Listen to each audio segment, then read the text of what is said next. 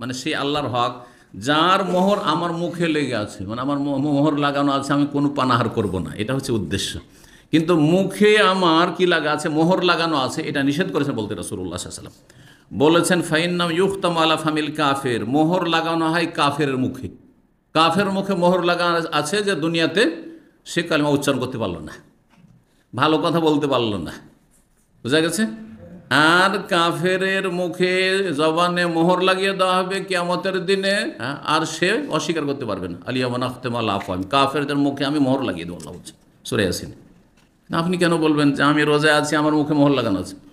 বলেন সোজা রোজা আছি, খাওয়া দাওয়া করবো না।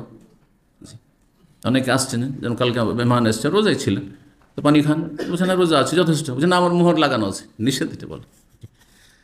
ওয়াইয়াকুল আলিল মকুস হুকুকান, আর কেউ যদি ট্যাক্সকে, যে কোনো ট্যাক্স হোক না কেন, ইনকাম ট্যাক্স হোক আর কোনো ট্যাক্স হোক, ট্যাক্সকে যদি বলে এটা হচ্ছে রাইটস, অধিকার, এটা হচ্ছে হক, অধিকার, এটা বলতে নিষেধ করেছে, এটা অধিকার নয়, এটা অত্যাচার।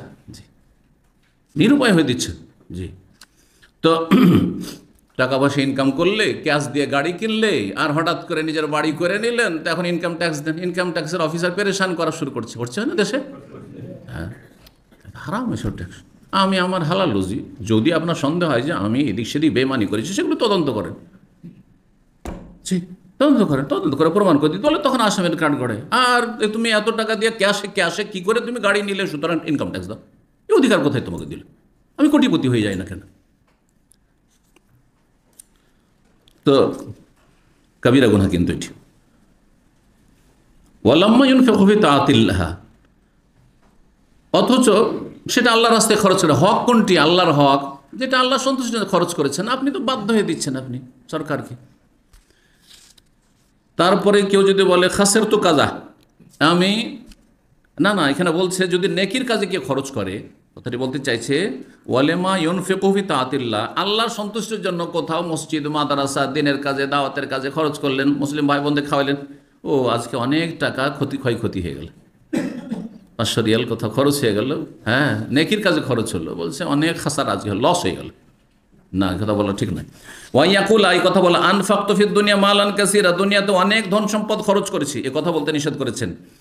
মুফতি এমন মাসলা, ইজতিহাদি মাসলায় যেটাতে ইখতিলাফ রয়েছে, স্পষ্ট কোনো দলিল নেই, অস্পষ্ট দলিলের ভিত্তিতে এটা হালাল এটা হারাম, এই সাধারণ কিন্তু অল্প বিদ্যালয়ের এরকম বলছেন, হ্যাঁ, দাঁড়িয়ে পান করা হারাম বলে দিচ্ছেন অনেকে, হ্যাঁ, না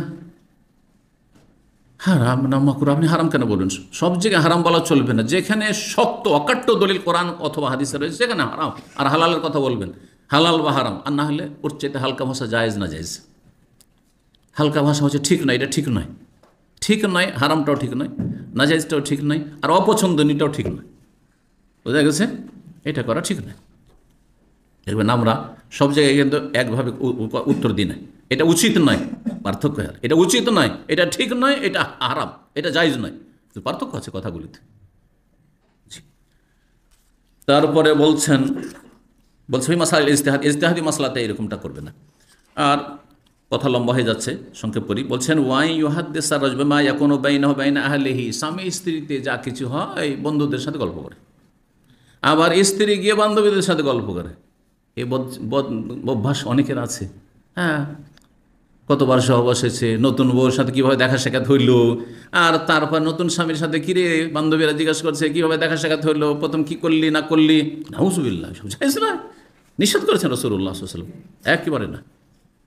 এমনও আছে পারলো না, কতটা পারলো, নাউজুবিল্লাহ, এইসব নোংরা কথা, এগুলো জায়েজ না, এগুলো বলা নিষেধ। জি, স্বামী স্ত্রী কি হচ্ছে দেখেন, স্বামীকে স্ত্রীর জন্য পোশাক বলা হয়েছে কোরআন ভাষায়, আর স্ত্রী, হ্যাঁ, হুন্না লিবাসুল লাকুম ওয়া আনতুম লিবাসুল লাহুন, তারা তোমাদের পোশাক, তোমরা তাদের পোশাক। পোশাকের কাজ কি? পোশাকের কাজ আমাকে ঢেকে আছে, আমার কিছু দেখতে পাচ্ছেন না, আপনি ঢাকা আছে, শরীর ঢাকা আছে, ইজ্জত ঢাকা আছে। তো স্ত্রী স্বামীর ইজ্জত ঢাকবে, স্বামী স্ত্রীর ইজ্জত ঢাকবে। যদি স্ত্রী যদি বান্ধবী বলবে বলে না ও পারে না, আর স্বামী যদি এরকম কিছু বলে বেড়ায়, না, এগুলো খারাপ কথা, মোটেই না। যদি আপনার হক আদায় না করতে পারলে তাহলে আপনি সেখান থেকে শরীয়ত অনুযায়ী আপনি কাজ করবেন, পদক্ষেপ নেবেন। বলছেন কামাইয়া ফাহুল সাফালা, যেমন নিম্ন শ্রেণীর নিকৃষ্ট মানুষরা এরকমটা করে, স্বামী স্ত্রী যা হয় বন্ধু মহলে বাবা বান্ধবীদের সাথে গল্প করে। অমায়ুক রহমিনাল আলফাজ, আর যেসব শব্দ অপছন্দ করা হয়েছে বা ঘৃণিত, জামু ওয়াজাকারু, তাদের ধারণা তারা উল্লেখ করেছে, এই ধরনের কথাবার্তা নিষেধ করা হয়েছে।